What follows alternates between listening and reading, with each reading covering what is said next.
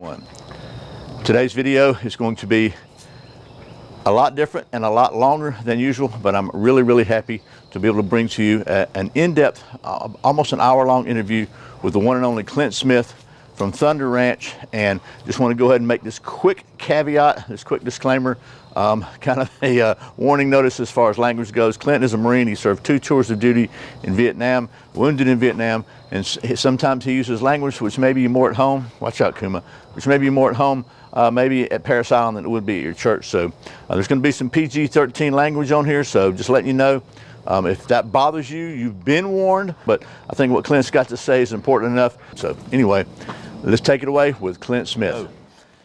In today's video, I have a very special treat. I have the honor of being able to have a conversation with Mr. Clint Smith himself. I'm here at Thunder Ranch, and I'm so excited. So stick around. We're going to see what Mr. Smith has to say today.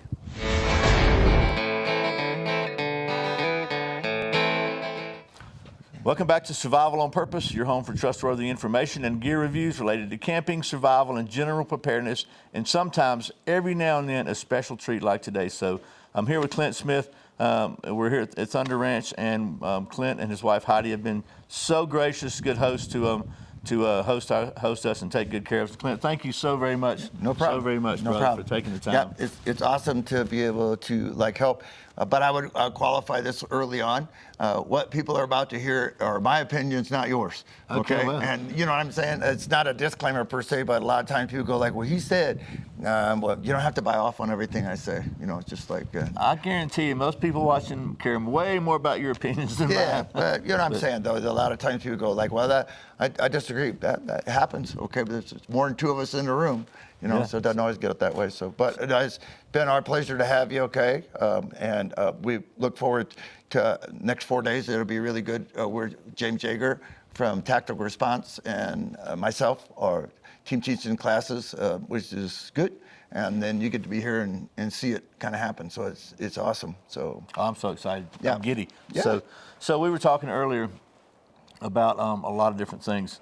And you've been doing this for what, 50 years or something? I mean, in one form or another, teaching, yes. You know, a decade in the police department, a little bit before that in the military. Then I started my own business, which the original one was ITC, so that was a decade, that was 10 years. We were in Texas 11 years, then we've been here in Oregon pushing 18. So yeah, that whole time. So I've been very fortunate and to be able to, not being ugly, but most people who were like their military experience is infantry, they generally young kids ask me today and I go, if you're going to join the military, get a skill, you know, learn how to take a helicopter apart or learn how to run a nuclear reactor or something. Yeah, so, and you know how that goes, there's a lot more of that than people realize. If you look as a general guideline, for every guy who carries a rifle in the field, there's 6 to 7 people supporting them. So, you know, it's just like sort of all relationships, kind of an odd one. You know, you got a few people that are in a bad spot, but yeah, it's been doing a long time, and I'm remarkably grateful that the people have supported us, and you know, it's just been a good life. I got it. I've been having fun, still am. So yeah, So we have no script or strict agenda for this conversation. So, but I one thing you mentioned, like being in the military and people going to the military. Well, what I hear, a lot of people seem to have this conception that, you know, if you've been in the military, you've been trained, and I think your forte has been training people and civilians for the last multiple decades. Probably 85 to 90% of our people, clientele, have always been from the private sector, what you and I would call guys like you and I. And yes, I've done military, you know, and I've done a lot of government, different things. And, you know, someone will go like, hey, I taught 3rd Marine Division. No, you didn't. You actually taught representatives of the 3rd Marine Division. So you had 3 guys in the class. So, I've never actively pursued police or military, but nothing disrespectful to those people. It's just that most of the time the police and the military, they don't control their money for training. The government controls it. And so they always have these idiosyncrasies. Well, this week we need to build all new curbs in Pompano, Montana, you know, instead of like having the guys trained up. But I would put it this way to address specifically your thing. Possession of a firearm doesn't equate to competency. So there are a lot of people, you know, not everybody can be a MACV Special Ops Delta Recon SOG SEAL operator. And a lot of people, you know, who aren't, shall we say, a specialty, they've been in some pretty good scraps too, you know. So it's, I would say the same thing too, without being ugly, when it comes to the idea of training. People will go like, hey, you know, this guy, he's in town and he's local, and you know, he used to be a SEAL. Well, I got nothing against SEALs. I've trained a lot of them. You name a group, I've had them, okay? And I have good friends still in the SEAL teams, and a lot of them will tell you that people who claim to be aren't. It's very hard to actually verify who you're training with. So I always tell people, if you ask me about it, I would go like, hey, go and sort of see what the guy is doing and see if his forte, what he's teaching, is what you're looking for. In other words, there's really no sense in us learning how to dig fighting holes if we're a homemaker with 3 kids. You know, I mean, she probably doesn't need that skill set. You know, it's like yours is a good, I mean, I like your, for lack of better terminology, gig. You're looking at, okay, these are survival skills. They could be rural, they could be urban, they could be, you know, suburban, you know, like in the burbs kind of thing. So there's a lot of different variables, but I think I would personally sort of, okay, without being disrespectful, can you kind of give me some credentials as to who you are? Well, I was Navy SEAL. Yeah, but there's no way we can prove that. You know what I'm saying? So I think there's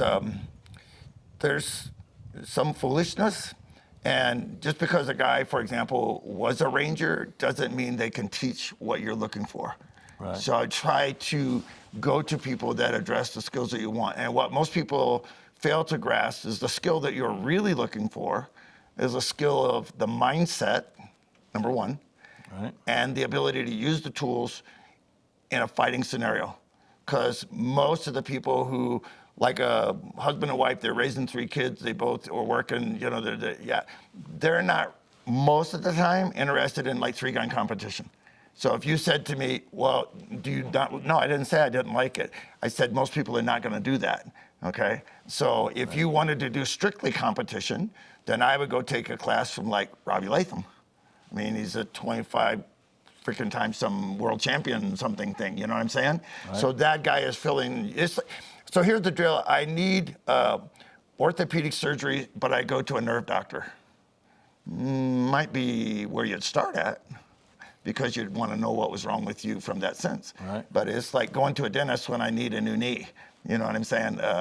So I would always say, great, try to temper what it is you're really looking for. Okay, you know, and people, they're very easily offended in today's world. I mean, people are looking to be offended. You know, I want you to say something ugly about me. But I'll give you an example. You know, I had a guy here last year, nice guy, and we'll just say he's from Utah, and his primary job is church security, okay? Big church, okay? So figure that out in Utah, right? And we're here, he's a nice guy. I like the guy. And a reasonably competent shot. But bluntly, I walked up to him about, you know, the second day, and I go, you know, you already know that I care about what's going on. You need to lose 100 pounds. I mean, if you're talking about personal defense, okay, then there's got to be some degree of, and people go, well, that's terrible. I'm offended by that. And I go like, no, I don't care how you look. I don't care how you are. I don't care if I don't care if you're in a wheelchair. I don't care. Okay, that's not my job. My job is to teach you how to stay alive in a fight. So like that guy, he came back 2 weeks ago. Okay, and so this is the 1st of September, right? So he was here in August, and he had lost 97 pounds. Wow. So the deal with it is, it's an effort on his part to make or take better care of himself. And I kind of go, I get that part, but here's the really thing, okay? If you can't defend yourself, you can't defend other people. But good for him for having the maturity or you know, the wherewithal, to accept that advice and not be insulted by it and say, you know what, he's right. Because you know, you want me to help save your life. Right. You know, There's very few people that actually teach fighting. There's a lot of people that dance around the edges, talk, and tell a bunch of war stories. But if it comes to fighting, like I've always said, people go like, hey, what about tactic response? Great, I got no problem. James and I have been friends for a long time. And he teaches fighting. Well, I don't agree with what he teaches. Got it, no problem. Nobody ever agrees with everything. You got that. A lot of people don't agree with what I do. Even James and I, when we work together like you will tomorrow, you'll see the idea of how I think a relationship should be based on. I go, blah, blah, blah, this is what I think. And James, what do you think? If he has a different life experience, which he does, then that's what you're paying for as a student. Okay, right. Very rarely do two of us, I guess we could, two of us who are dicks get together and teach, or you could go, hey, they're both reasonably competent, they get together, okay, and we are professional enough to understand that we know that we're not gonna agree about everything. And I would say the same thing to a student, a guy who's, I think my something gun is better than a Glock. Great. People go like, what do you mean great? And just what I said. If you want to bet your life on it, there you go. Now, if you ask me, I'm going to tell you that I don't think you should use A. I personally think you should go to B. Okay, but that's what you paid me for. So I'm gonna talk to you about it in that way, man. Right. So yeah, but yeah, there's a big misnomer in people. Probably 90% of the people in America who own guns don't know how to shoot them. And then you figure, because you keep track of this, but what was there, 7 or 8 million new gun buyers last year? First-time buyers? Yeah, okay, so they have a gun now. What do they know about using the gun? Right. Do they even understand the legal ramifications of using the gun? Okay, like, oh, I hear a guy breaks in my house, I'm blasting him. That don't always work, okay? Yeah. A few years ago, we had a guy here in Oregon, his wife goes in the bedroom in the middle of the night and goes, hey, there's a guy, like on the couch, and so he goes out and shoots him. Well, the guy is sort of a drunken neighbor, wrong house. Did he break in your house? Yes. Is that something to shoot him over? Probably not. Right. Okay, so there's the idea that shooting, then what people forget is right after that comes all the other crap, police, your kids are made fun of, your dad's a murderer, okay? Then you have the really big aspect is now we go to court. Right. And I have to convince a jury of my non-existent peers, okay, that I've did the right thing. So, yeah, and that's all very, how that goes, that's very opinionated, So people forget they're not gonna be tried by the law. They're going to be tried by the laws just manipulated by lawyers. Yes, that's okay? a good point. You know what I'm saying? So if it was just that we went as Americans, we went by what we know are the laws. We have plenty of laws in America, plenty, okay? Are they interpreted correctly? I don't know. So speaking of new shooters, because there are a lot, so this two-part question. So first, what would you say to somebody who is not a new shooter, but he's got some friends or introduce some people that are new shooters, and he wants to kind of get them started on the right track? What do you think how would you approach like somebody new and say, okay, well, they're a friend of mine, I'm gonna get them started in the right place, and what's important to tell them? So, well, the first thing I would do is go like, okay, great, possession doesn't equate to competency. So the first thing you need to do is, as much as possible, not necessarily always shooting, because shooting takes time, shooting takes going to the range, shooting takes, okay, but I would seek out, like in this case, like somebody came to me, so they know I have a reasonable idea of what I'm doing. I go, okay, what do you want to accomplish with this? Well, I want to go bird hunting. Well, then we get a shotgun with skeet loads. Okay, right. I want it for self-defense. Okay, great. There are more than just pulling the trigger. That said, starting out easy, okay, great. I would look at them, what's your hand size? Okay, if it's a 100-pound girl or a 250-pound guy, there might be two different things. If it was a husband and wife team, one was 100 and one was 2, I would go, okay, great. I would look for a commonality in your equipment. Guy goes, well, I want a 45 caliber pistol because like a real man. Okay, yeah, never mind. We're off track already. But I would look at it like if you and I were partners. In other words, we did stuff together, and you and I went to dinner a lot together, and you and I shot together, and I would go, okay, great. You carry a Glock 17, okay, awesome for you. I decided I like a Glock 19, good. But since we hang out a lot, I would have one Glock 19 magazine in my gun, and I would have all the rest of them that I had, 17s. because my 17 will work in your gun, but my 17s will also work in my gun. So now we're starting to thinking about, just like I go, okay, where's your tourniquet at? It's always on the right-hand pocket. Great. Because if you're shot, okay, which a lot of people think that this is going to be this big, glorious, da-da-da, some, theme music, and then blam, and it's really awesome.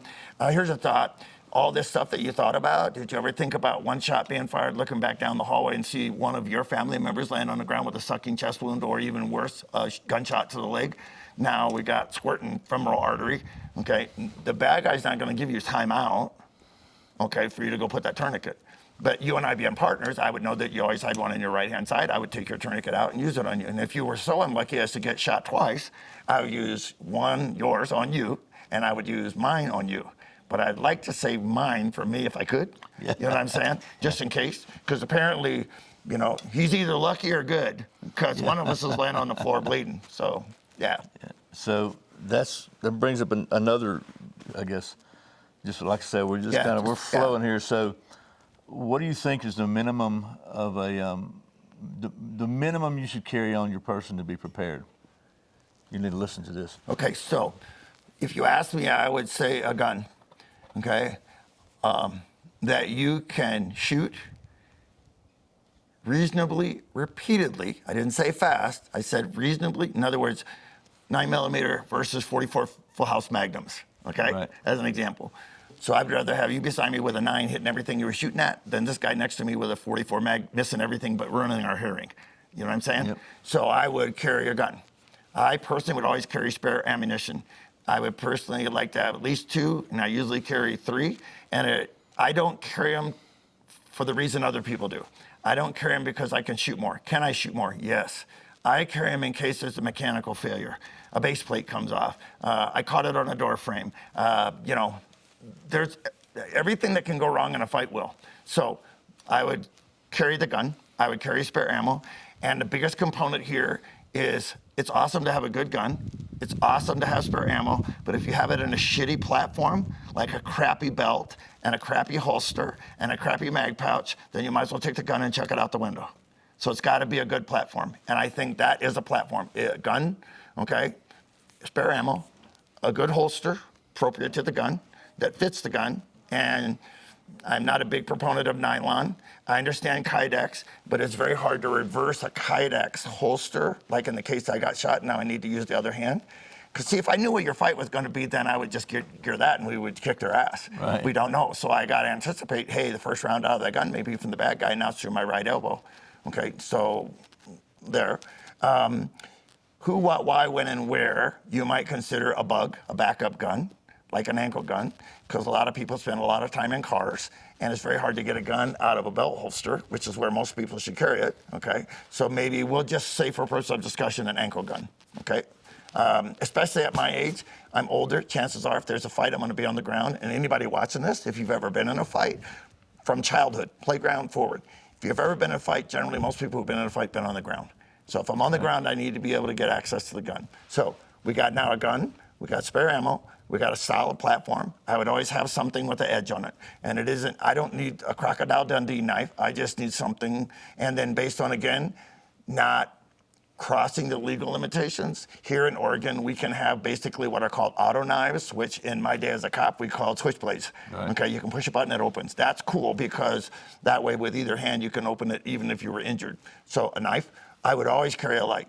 You will never realize how much you use a flashlight, which will be a lot more than a gun, until you actually start carrying one. And then everything from finding a cat toy underneath or drop my keys under the seat, so the light. And those are 2 relatively consistent things that people who've been in really bad spots mention. Something to cut something with. And I don't, like I said, I don't need a machete, okay? I mean, okay, we're watching this. All of you think about where you'd like to be cut 1 inch deep on your body. Where would you be happy with that? Okay? Yeah. So it's, you get it. So gun, ammo, proper support system, knife, okay, a light. And personally, I don't leave home without first aid gear anymore. And I got to tell you that 10 years ago, I didn't carry first aid gear. Not like we think of it. Today I carry quick clot, okay? I carry a Hyphland chest seal because I am a gun guy, and chances are being in a gun or something getting shot or shooting someone, rendering aid to a friend, okay, a gunshot wound to the chest is pretty awful. And so that ability to, I mean, like in Vietnam, we used saran wrap off the cigarette packs instead of Hyphland seals, okay, because nobody thought about it. And then if you're ever doing a gunshot wound, always check for the exit. The entry isn't really a problem, okay? So first aid gear. So tourniquet, absolutely. If you don't know, every one of you should have a tourniquet, and you get it, you don't want to go that way, you'll be stunned, okay? We don't know, people. 2 weeks ago, I have an 18-year-old kid. This is an example. I don't need to get into stories, but this will give you a beautiful example of how life is. Great kid, solid kid. We had him in a hunting rifle class. Okay, he was cool, you know. Great kid, great family. Everything's cool. Last thing I did before he walked out the door, because he's a family friend to me, I give him a hug and I go, you know, be careful, put your seatbelt on. He wasn't 25 miles from Lakeview and got hit head on, okay? And most people in that scenario would have died. Okay, and the kids, he's gonna make it. He's doing good. You know, I mean, he's busted up, but yeah, you know what I'm saying? So the idea is I don't know. And personally, when I saw the leg injury that he had, okay, because something came literally through the floorboard and stabbed him, I would have been really on my toes about putting a tourniquet on that, okay? You know what I mean? So then I gotta think, okay, could I self-apply the tourniquet? So going back at it, gun, ammo, support platform, knife, light, first aid gear, and all that stuff should be relatively close or compact to me in my mind's eye. And at minimum, I would have that scenario in some sort of a go bag in the back of the trunk of my car, and that may be with or without the gun, based on what laws are where you live. I would never advocate that people break the law, okay? You know, we've already talked about that, but you know, I'm getting at, well, Clint said I could break the law. I didn't say that, okay? But I'm really careful about leaving my gun somewhere. So two things as I get older. I'm 72. So for purposes of discussion, since I'm an old guy, there are two things I don't want to do as I get older. I don't want to be doing an interview with Brian and we're talking about stuff, and then I go, hey, I like my cool gun, and I would take it out and go, bow, and blow a hole through the wall, and everyone goes, what an idiot, duly noted. And then the other thing I don't want as I get at my advanced age is I don't want my gun stolen and used to shoot other people. So I lock my shit up. I mean, you've been here. Yes, this has been a weird time this week because we have like screaming fires around here. You just had a new one in the last 2 days that went to 80,000 acres. Wow, yeah. So yeah, I had to manipulate my gun slightly different because the same thing, I'm not leaving them in a burning house, okay, you know what I'm saying? So, and we have the warning of it. So yeah, I think that idea of, you know, having some sort of prepared bag. Like we have what we call winter bags here in Oregon. So literally we can go, like I can leave here, you and I can leave here. I can drive 200 miles, okay, to the southeast, to Winnemucca, Nevada. That's 200 miles. I'm telling you, there's nothing out there but wild donkeys and wild horses. Well, we came through there. Right. It is yeah, flat and bare. And so the deal with it is I go, okay, great, it's February. I went off the road, okay? Bad snow, I shouldn't be out here to start with. Okay, I got improper tires, you know, I'm the village idiot. I still need to be able to open my trunk. I need to have a couple days where I can eat, something I can set on fire, okay? So in other words, you hit the nail right on the head. Your world is probably, in my opinion, for everybody looking at it, I'm looking right at the camera to tell you this, what he is teaching you is probably more critical to your survival than the gun thing. Now, it's duly noted, if I have a gun, I won't ever be cold and I won't ever be hungry. You read that however you want it, okay? But the point of it is a lot of us get stuck in bad spots that don't require us to shoot our way out like we're at the OK Corral. Right. So the idea that I could, you know, have something that if I scroll out to the brush of Winnemucca, I can take a road flare, strike it, put it in a pile of brush, okay, and, you know, start a little fire. Not today, okay? We'll have 80,000 acres going up, but, you know, so that survival mindset that you're working with people, you know, okay, how would I survive in this environment? How do I stay warm? And if you've never read about it, okay, you read about Bosnia and Serbia and all the stuff that those people went through, which is terrible, it's a genocide, but the people that survived, the things that they had to do to survive. I always tell people, hey, I go, hey, find a second or third story window if you are employed like a regular human, and maybe you have a booth and you work in that little cubicle. Find the closest chair to the closest window to throw it out the window. And that way, when you jump out the window, you would jump into a tree or fall through a tree. And that way, instead of falling 3 stories directly to the concrete, yeah, I'd cartwheel through the tree. Yeah, I'd break a limb, break an arm. I might even break my neck. I don't know. Okay. People go, well, I'm not jumping out a window like that. Are you crazy? And I go like, yeah, look at the World Trade Center. People were jumping 100 stories. So that means, people, what's on the inside is worse than what's on the outside. And the outside is you better have a belief in something, because you're about to be a bug splatter on the sidewalk. Yeah. Nice. So people go like, I'm not. Okay, well, be surprised. We're coming up on that too as we do this interview tomorrow. Yep. It's anniversary, September 11th. Yep. So, 20 years. Yep. So that's a good and we'll get into that in a minute. But so you mentioned some carrying extra ammo.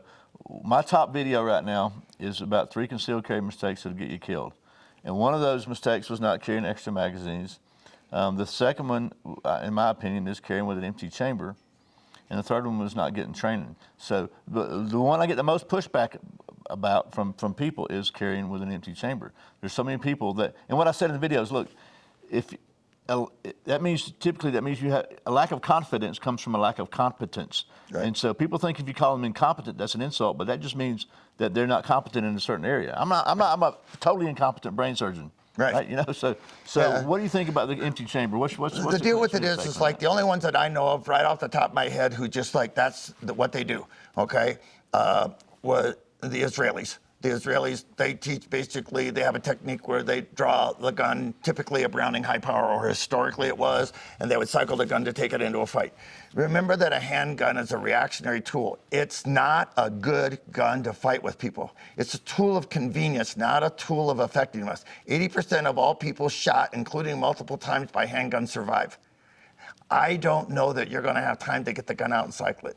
If you're like, for example, 1911, oh, holy crap, that's really scary, okay? Why? Well, if the safety gets wiped off, well, why would the safety being wiped off make any difference? I used to carry 1911 as a cop more than one time, dozens of times. I've looked down after fisticuffs or just getting in and out of the car and seen that the safety was knocked off. Okay, so one, I'm not a fan of ambidextrous safeties because that puts one on the outside that can get knocked off. Guy goes, well, in competition, I got it. We're not talking about competition. So I don't like it, that. The other thing is what I always tell people, if you really have that as an issue, so what you're telling me is you don't want to carry around in the chamber. I think that you are mentally and physically not prepared to carry a gun. If you can't carry around in the chamber and in your head that makes the gun unsafe, the actual unsafe entity in this relationship is you, not the gun. Keep your stinking finger off the trigger. Okay, I know in my 50 years, I'm telling you this, which most people don't know and I don't care. I'm at one time or another, just like all of you.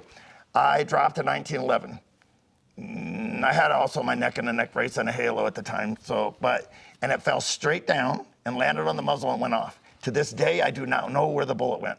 All I know is I didn't get arrested for a dead body next door. Okay? Yeah. Should I have been carrying a handgun with a neck brace on? In retrospect, maybe no. Okay? But that's the way that it worked.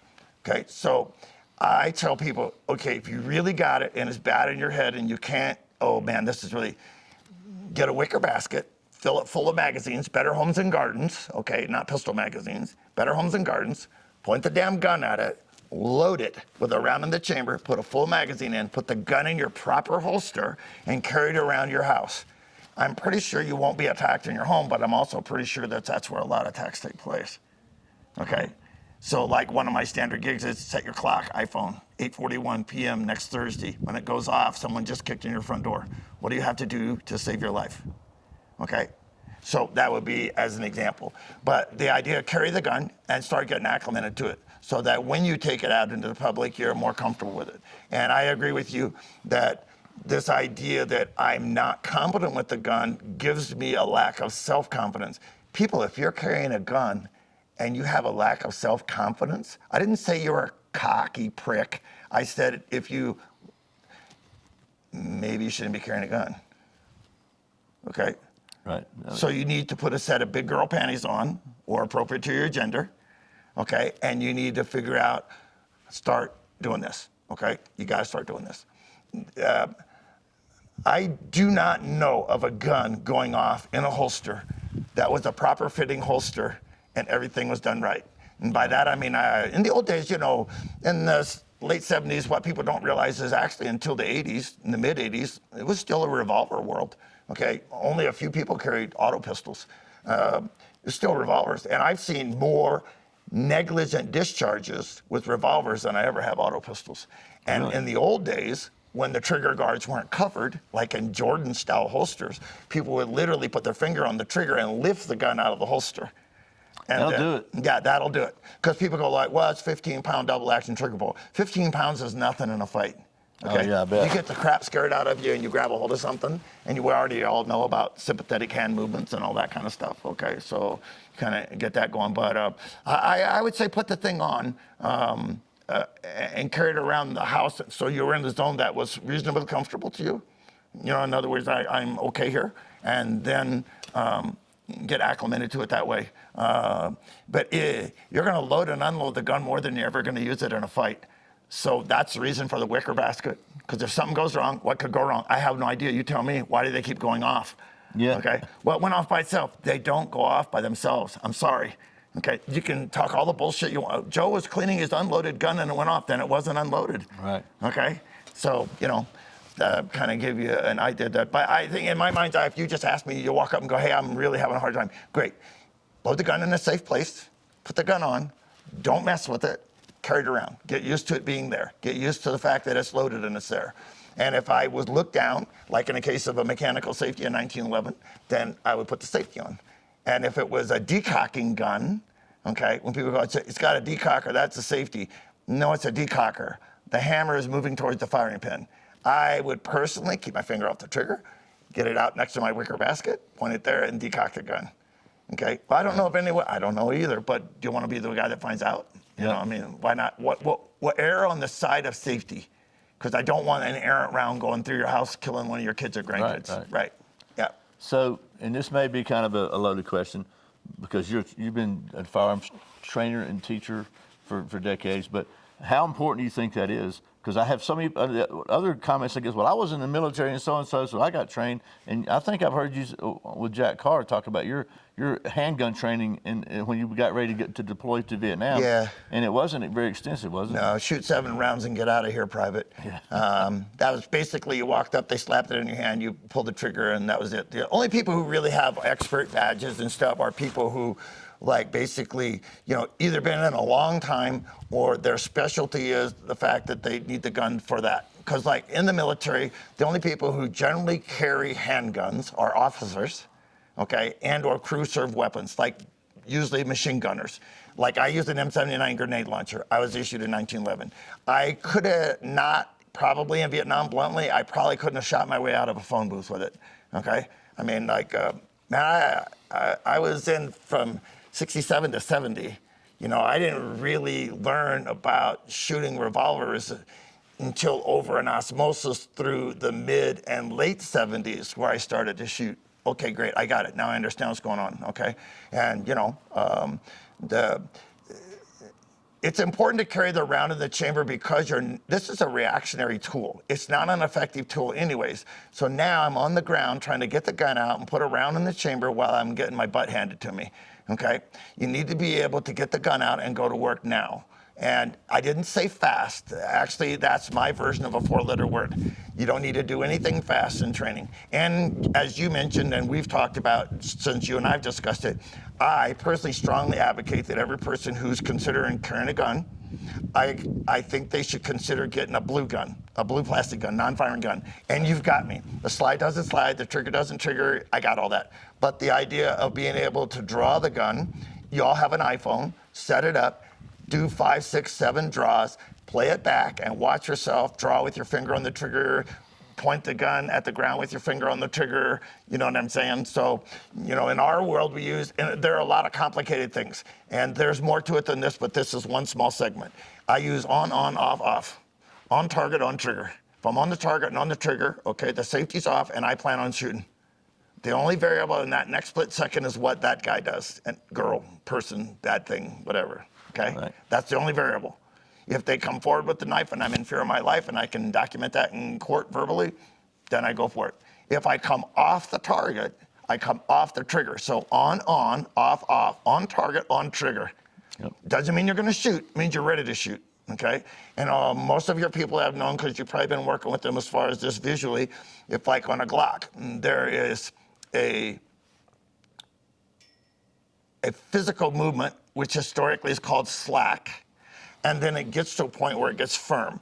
We call it the wall. What it is, it's the mechanical point where the trigger and sear are about to be disengaged. So if I have a student, I tell them when you come up on target, you're on trigger and you go to the wall. Because what I don't want you to do is be clear off the trigger, because now that guy comes at you, you're gonna already have a heart rate of 250 and poop in your shorts. Yeah. You know what I'm saying? Everybody thinks it's gonna be some John Wayne shit. It's not. It's scary, it's bad.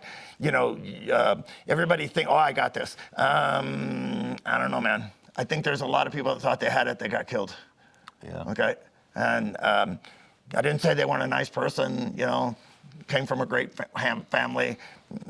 Doesn't matter, okay? You know, I also know for a fact that because I did something really awesome today, doesn't mean I'm gonna do it tomorrow.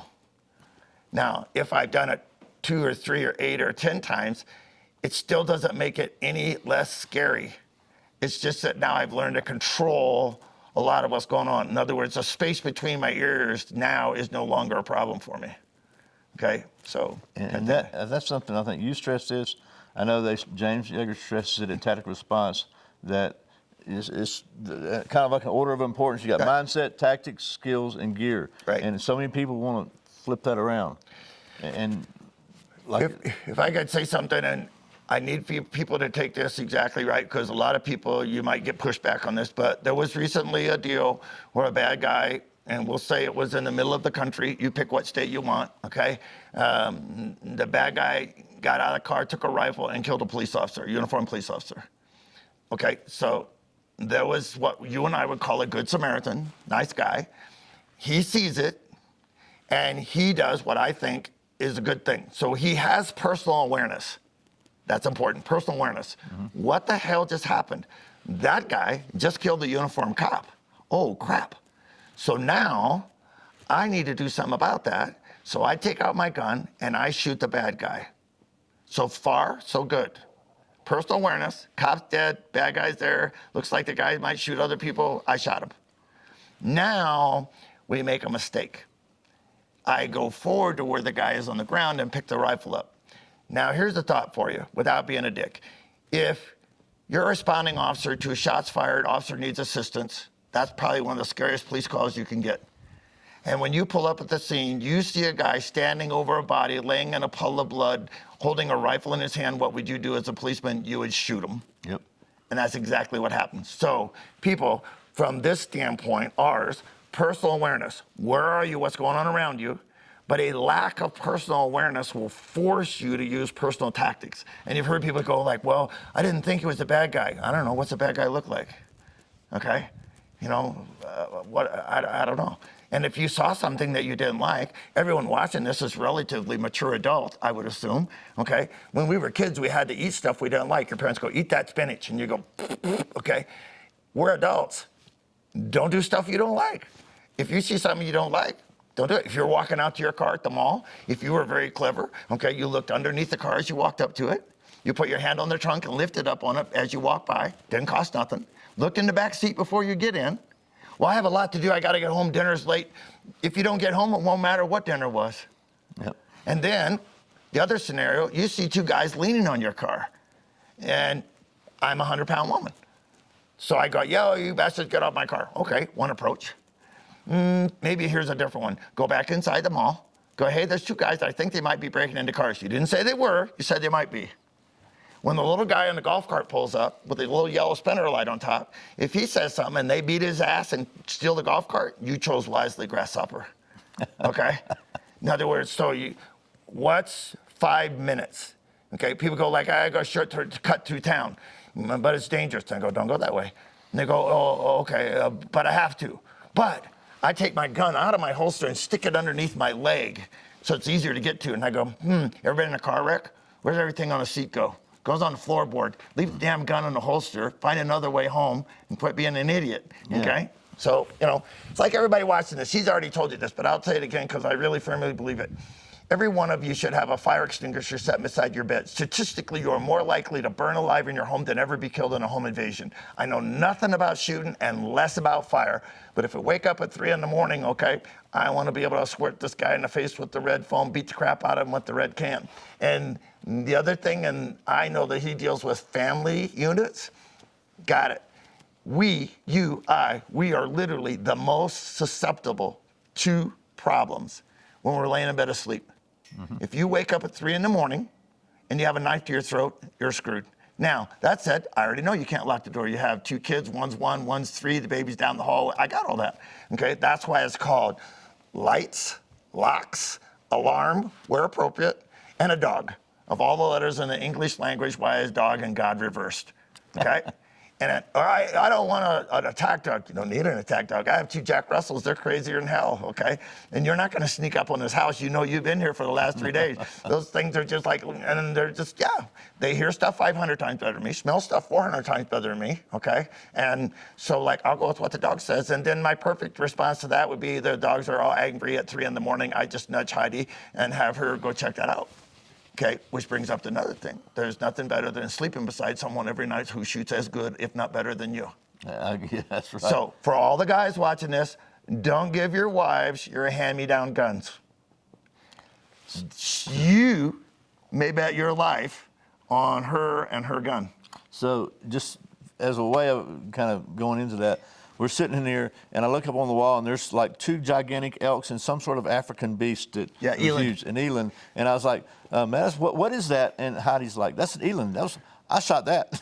Yeah. And what about with this? the sharps and black powder cartridge Wow. gun. Yeah. So, not even a modern. We've never hunted with modern rifles. And when we first got married 23 years ago, we hunted a lot the first 4 figures. But I don't know. So we were getting. Because like Clint said, there's fire here, and I'm from Georgia. We don't deal with fire very much, but like literally they got the notice, like it might hit your place. You might want to consider evacuating. So I can't even imagine. You said that happens about once a year or whatever. But usually, yeah. It's everybody knows there's basically a drought, and this summer's been really bad. There's that sort of, I guess they call it a thermal dome. So we've had, not Atlanta style, atrociously with humidity, but we've had really high temperatures. So like last night it rained, and Heidi and I were sitting here. You were here for the rain, okay? We don't remember the last time it rained here. Wow. Okay, so it's dry, and you live in the mountains. I mean, look behind us. We live in the mountains. It's beautiful. But it's also quiet. We don't have any sirens or jets flying over or any of that stuff, so it's all good. So anyway, we're getting Clint's guns out. We're getting all the guns out here because we don't want them to burn up. He's got some cool old guns, but they go to the other safe, and like here's this. Man, it's like looks like something off of a, John Wick movie. This is Heidi's rifle. This is Heidi's rifle.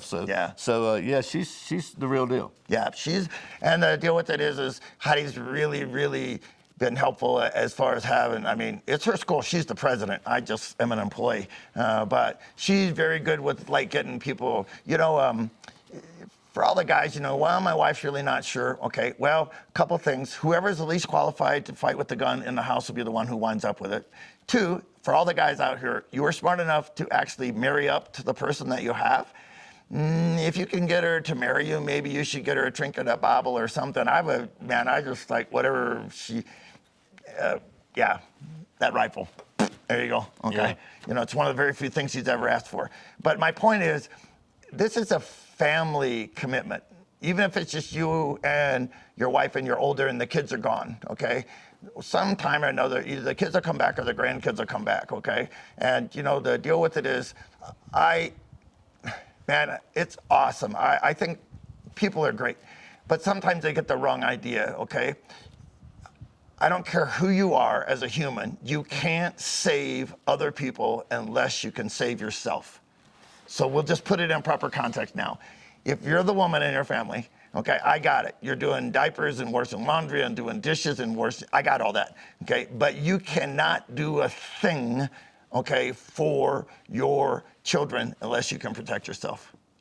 So do I want my wife to be a SWAT chick? Well, she kind of is, but no, that wasn't the criteria.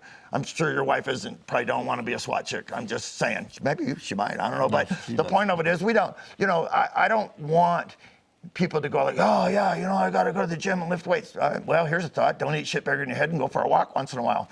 Take care of yourself a little bit.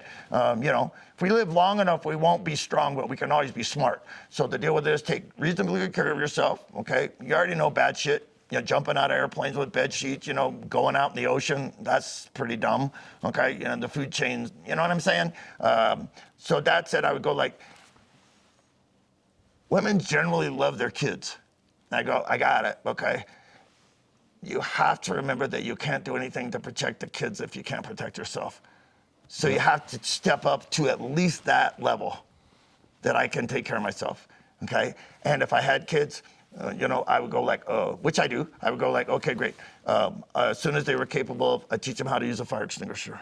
If they were 6 or 7 or 8 years old, go out in the backyard, build s'mores, and then pull the ring, point it at the base of the fire, pull the trigger. Okay, great. There's one beside your bed. Don't play with it. Okay, right? And you know what I'm saying? It's pretty simple, people. In my world, we were talking about earlier. If I knew what your problem was going to be, your house was on fire, there was a flood, we're in Tennessee, fire in Oregon. If I knew what your problem was going to be, I would specifically train you to that problem. But the problem with it is, people, is we don't know. And I don't expect everyone to go out and shoot 1,000 rounds every weekend at, $1 a round. I got it. But if somebody goes like, hey, what's your biggest problem? The biggest problem with people is they come, and when they get organized, they shoot reasonably well, but they don't know how to use their equipment. They don't. They forget how to load it. They forget how to hit the bolt release. Oh, no, I got that. I know you got it now. Now, 60% of our stuff is in low altered or failing light. Run around your house 4 times and now do it. Okay, so your heart rate's up, okay? The baby's crying, the dog is barking, alarm's going off, okay? And you got some guy in the hallway buck naked with a machete, okay? That's kind of a shit show. And I don't want to learn new shit in the middle of a fight. When you're on the ground bleeding is not a good time for me to open the instruction manual on tourniquets. Right. Okay? Because you'll be gone in 30 seconds with a femoral bleed. You'll bleed out, you're dead, okay? So so you gotta be able to do it. You gotta be able to do it now. And I'm looking at the camera, and I'm looking at all of you that are gonna watch this. I absolutely get it. Shooting guns, all this stuff, that's not your first priority in life. I got it. I actually get it better than you would even remotely think I get it. I'm only saying to you that one time in your whole life you may have to do this, and you're not gonna be able to raise the bar when that's happening. You have to make an attempt to raise the bar. Your goal, in my opinion, is excellence. I want to be as good as I can be, putting a tourniquet on, shoot my pistol. I don't need to shoot 50 yards. If you're 50 yards away, run, okay? Get cover. 5 yards away, yes, I need for you to be able to do that. And I absolutely know without any doubt in my mind that this is a perishable skill. I'm 72 now, and I told the guys that we were talking about something, and I go, yeah, when I was 30, I was probably as good as I was ever going to be. I mean, I could still run. I hadn't been broken, okay, other than being shot and blown up and stuff like that. But I mean, it's a perishable skill. And so it's like a marriage. It's a work in progress. You always have to keep stepping up to the plate to whatever you can. And people go like, well, I don't have a lot of money right now. I got it. Then maybe the blue gun might come in really handy, okay? Yep. I mean, we didn't all, at least I don't think everyone watching this fell down a diamond mine, okay? We just, a lot of times I go, it's a $300 knife, and people go like, $300? Should I buy one at the gas station for $3? Great, but that may be the tool that you use. I don't know. If I open it and try to cut the seatbelt because my car's on fire and the blade breaks off, maybe I should have stuck with the other one. So, yeah. So speaking about marriage and Heidi, And so, and your kind of your history and where you're going forward. So you started, if I got this timeline right, you were in the Marine Corps. Yes. And you were you basically, that's kind of your first training, because you had some indigenous troops, I guess, that were very young. We were called combined action platoons, right? So very steep learning curve. You did all the teaching all day long, and then that night you took it out on an ambush. So you were learning. You were teaching these guys what to do in the day, and that night they were putting in and learning a lot of stuff myself. You know, Right. You're 18. You know, what I mean, everybody thinks that's the rock star age, but you were the old guy. I mean, yeah, our guys. Vietnamese were 15, 16, and 17. Wow. And then we had two people that were like an NCO and an officer, and they were like older guys, okay, but like most of them, and you know, all of us, the Marines, we were really old salty guys. We were 18, 19, and 20, you know, so we were really, so yeah. But that, and then the law enforcement thing, yeah, some, but to be blunt, most of what I learned in that decade was self-taught. I mean, yeah, I had a really good sheriff, and yeah, I got to go to some great schools, but it was still the idea of like going out and working and keep thinking and keep hammering it out and keep shooting and just, okay, great, you know, don't do stuff I can already do stuff I can't do. Yeah, and I think that's what, for me, that's what school, going to school like Tactical Response or Thunder Ranch is, you're going to learn what to practice and how to practice and what kind of skills you need to work on. You can't expect to walk away after two days or 4 days with everything you need, but it gives you, like you said, the toolbox to know where you need to start working. Okay, so anybody who's watching this, okay, a housewife with kids, a guy at the computer, whatever, teach me everything you know about your job in 2 days, and I'll teach you everything I know about shooting after 50 years. You know what I'm saying? Yeah. So that said, guy goes, well, why should I even go to the trouble? Because you have to start somewhere. So I always tell people what we're doing here, what we're gonna do with James over the next 4 days, both pistol and rifle, is in my mind's eye, what I see is us digging a hole in the ground. We're digging a hole for the basement.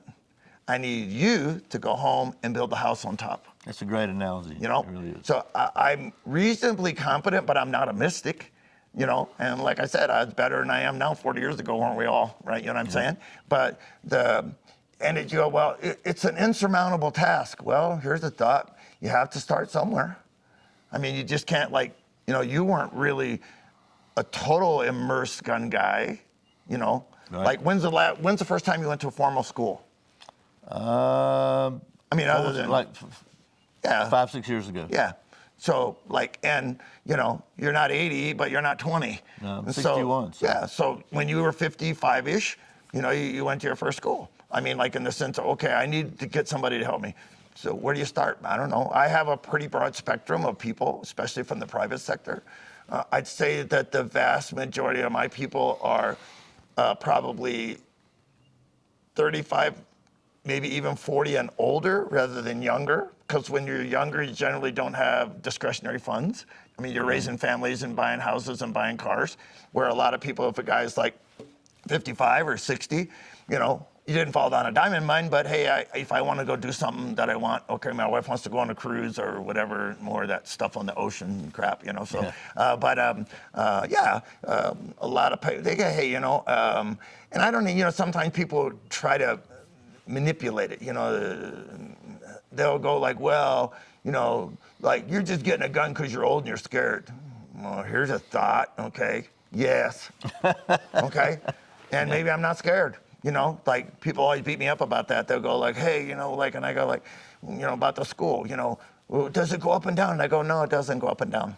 I've always been busy, you know. Has every class always been full? No, most of them are. Every once in a while there's one over. And so, you know, when people, and right away, I'm gonna say this, remember what I say is on me, not on him, okay? My world is very simple. When the Democrats are in office, my classes are full because people have anxiety. I didn't say they were afraid, I said they have anxieties. And when Republicans, okay, are in office, okay, I generally have classes that are full because people have more money.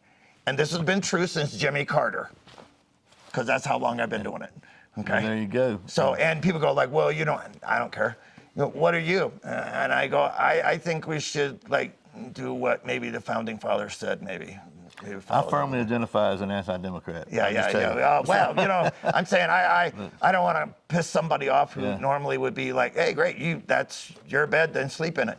But, you know, I can tell you that I've had people who what I would construe as not left, but we'll say liberal, okay? Like, oh, well, you know, we live in Santa Barbara, and we got a place at the beach, and we overlook the ocean, and hey, things are getting bad in our neighborhood, and I was thinking about maybe I should buy a gun and come and have you show me how to use it. Things have always been bad, okay? They just right now, you're starting to open your eyes up. You know, it's just like social media is a great thing. I get it. This is great, social media. But maybe 500 years from now, they'll look back at social media like it was the Black Plague, like it was in the Middle Ages. I don't doubt that. There's a lot of convolutions and stuff. So that's why I tell people, if you're looking at training, be careful about what you're looking at and make sure that what you're looking at in training is serving the purpose that you want.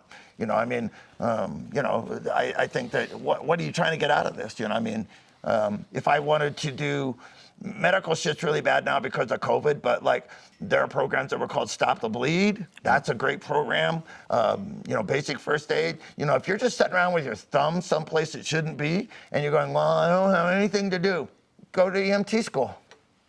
Yeah, Okay. Red Cross offers CPR training if nothing else, right? Right, yeah. So, just to get back on the training thing, so you were trained. You became a law enforcement training officer, I believe. Kind of at the time of the transition when they transitioned from revolvers to auto pistols. Auto pistols, and then you went to So a there gun I went site? to gun site for 3 years. I was the operations guy under Mr. Cooper or Colonel Cooper, whoever's watching, pick your choice. And I did that for 3 years, and that was pretty good. And then I had done something which I tell you not to do, silly. I like broke my neck in a fall. So I left gun site and I lived in Utah for not quite a year. I had to go to a specialist there. And so then I moved back home to Indiana, which is my home. Because if nothing else, I could always get a free meal off mom and dad. You know what I mean? They still like me. Then I started my own business there in Indiana in '83, and I did it from '83 to '93, except for I took sort of a time off. In '86, I started the training division for HK America, Heckler & Koch, the MP5 submachine gun people. I did that. That was a great experience again. But I figured out in that time frame that I'm not a corporate personality. You know, so like I didn't get in trouble, but I didn't get in trouble like you get fired, get in trouble. People are just like, because you can't generally be honest with people today because people get, oh, you hurt my feelings. You know, so then, you know, I met a really great guy in '86. His name was George Matthews, and he and I became friends, and he was in a position where he wanted to have a ranch in Texas. And he and I had done like a lot of training gigs together, and he goes like, hey, what would it take to build a school? And so like, I got that. So we moved to Mountain Home, Texas, near Kerrville, near San Antonio in the Hill Country.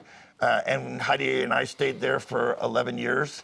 And then the reason, was the original Thunder Ranch. That was the original Thunder Ranch, yeah. And then, so we were there 11 years, and then there's, like I said, absolutely no problem. Everybody's hoping there's a falling out, and people got mad, but we're not. We're still great friends.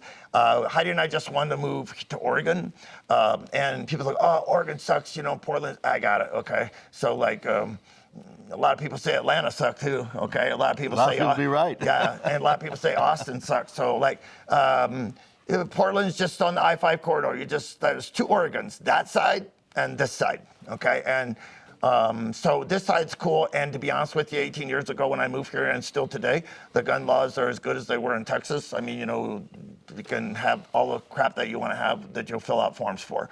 And then so we moved here. Heidi's mom lives 120, 30, 40 miles up the road, so that's cool because her mom's getting a little older. You know, you should always take your wife to live by her mama if it works out, you know. And so it's been a great experience here. We like it a lot. You've been here. We worked really hard here, both from a student school standpoint and as far as a facility standpoint. You know, I personally think that the training experience begins at the bridge. Well, let me jump in and say, This is my first time here, and I've been to some other pretty cool places, and this is like it's one of the most beautiful places I've ever seen, and the facility itself is the most beautiful training facility I've ever seen, and that's a good segue before we run out of storage here.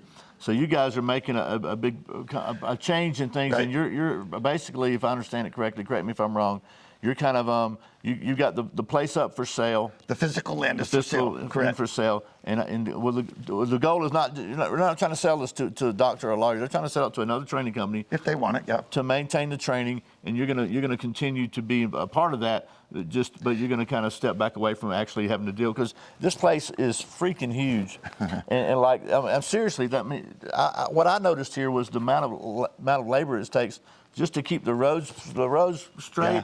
And everything, and because look, there's nothing out of place. Everything is ship shape. It looks like it's almost like a Marine runs this place. Yeah, you think. And it's just it's gorgeous, but it's also the amount of work to keep it up is just a whole lot. And it's just you and Heidi here now, sure. right? And there's just Heidi and I, and not being ugly, Heidi's a young thing. She's 52 or 3, and I'm an old guy that she took sympathy on or whatever. But, you just get to a point where I want to sort of readjust when I want to, not when I have to. Yeah, okay. You know what I'm saying? Yeah, like they go, you're dying of cancer. Well, we're all dying of something, but I'm not dying of that. And so the deal with it is if someone wants to buy just the land, so like somebody like you said, some guy goes, hey, I want a bug out place because I want to get out of Portland and I can fly my jet right into Lakeview and land there, okay, and fly my helicopter. Yeah, all that is doable. I put all that stuff here. Not a jet, but helicopter, sure. Then if somebody wanted to get the physical property and the Thunder Ranch, the business, okay, great. This is a pretty good historical past, and you have a great relationship industry-wise. Great. Then we're your guys. Okay, great. You can come here, and I help in the transition, whatever people, however much or little they want. Because sometimes people get bullheaded and want to do shit their way, and I kind of go. If you want my help, great. I mean, I've been doing it for a couple weeks anyway, so I got some idea how to make it work. And then I always tell people I plan on teaching a class a week after I'm dead. Yeah. So I don't have any, I'm not going to go sit on the beach and drink beer. And I'm sorry, I'm not that guy. I'll always work. I'll always do something. And, we've got different things. We've done the books and we've done the videos. And I'm working on a new book. And we'll just, it's just been an all around great experience. I mean, I have, if you go, well, what would you complain about? And I go, actually, I can't. I don't. So bottom line, you have to check the calendar and I'm sure Clint can't tell me because Heidi takes care of all this. Yeah, right. But if there's a class available in the next few months at Thunder Ranch, you need to take it. I'm serious. You need to come up here and see this place because the future is sort of uncertain as far as the facility. Well, and the other side of the coin is, to be blunt with you, I don't know that someone's going to buy it. I got it, okay? So, we've already decided that probably at around Thanksgiving, if we're not any place where we want to be with any kind of agreement, then we'll put out the first half of next year, and then that'll be the agreement for someone, like the day after that comes in, I want to buy it. Great. Okay, I have all these people that want to come, so you got to hang on for 6 months now while we finish our dig. Because I'm not being ugly, but at this far down the road in my life, I'm not going to shit on people now. I never have, so I'm not going to, and that probably wasn't very elegant or eloquent, but you get the point. We'll finish out what we say we're going to do, okay? Absolutely, and so that's cool. No one has to worry about that. Oh, I'm afraid, I don't want to sign up because I'm afraid they'll take. No, not being ugly, but a long time ago, I kind of quit doing this specifically for money. Now, do I take money? Yeah, I got to pay a light bill like everybody else. But gosh, I can't imagine what it costs to run this place. I mean, you got to have tractors. He's got his own fire trailer. I mean, you got gas. It's the infrastructure here is huge. Yeah. So, just to kind of wrap it up, so you've also got, like I said, you got a new book coming out soon. You're working on a new book. Working on that, right? Mm-hmm. You've also got you're working on some more. Like I bought last year, and I recommended it to you guys last year. The what do you call USB stick? With like hours and hours and hours of lectures and training. That's everything that I've ever done that I put in that format. You know what I'm saying? It was phenomenal. I'm telling you. It's almost you'll get a gut full of that one. But it's. But we've got some more of that stuff coming. I think you're adding to it. So We're doing USBs. I did like the handgun lecture and the urban rifle lecture, but we did them on USB format so that people could have access to them. You know, I got it. Not everybody can come to school, you know. Right. And my world is always, people think this is weird, but I'm always looking at about the 25-year-old guy. That's how my head thinks. If I, you know, if I sign on a gun, like without getting into it, let's just say I sign on an AK for somebody, okay? I'm thinking of that guy. So I don't need a $4,000 Remington 870 shotgun, okay? The guy needs a gun that costs $500. He can afford it. He can get a little bit of ammo to practice with it if it's for home defense. You know what I mean? And people don't, you know, they think everything is about money. That's the way people are. You know how that goes, okay? But it's not. You know, it's actually, there's a thought here. Do you ever think this, maybe I give a shit about you? There's no doubt in my mind. And, you know, that's what I told the guys in tactical response after the first class when I walked out of there. Yep. The biggest thing I could take away is everybody there really cared about that Yep. I left, and everybody else that was trained left better prepared to defend themselves and their family. And I get that exact same feeling here. Yeah. And I know it sounds like I'm blowing smoke up your butt, but I'm really, you can tell. Look, you can tell when you meet people, you hang out with people, if they're real people or not. And Clint and Heidi are real people. They're good folks. They also are, man, like have definitely forgotten more about this whole warrior mentality than most of us have ever learned. I say one thing to you, and then I'll let them close.